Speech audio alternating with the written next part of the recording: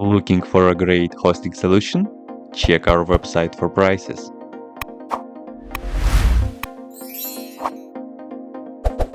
First, what you need to do is to update the server packages. You can do this by the following command.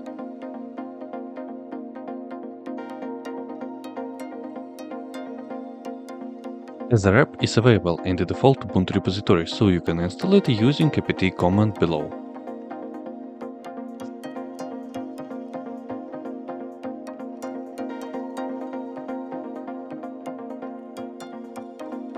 Once installation is finished, EtherApe requires root privileges to capture network package. Run it by running the following command.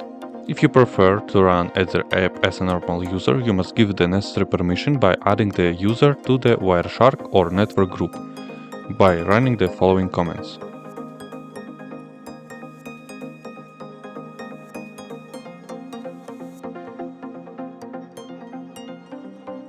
Next, go into your desktop. There you will see EtherApe. Just launch it and you will be able to look at all network that have your server. That's it. If you have any question, please leave them in comments.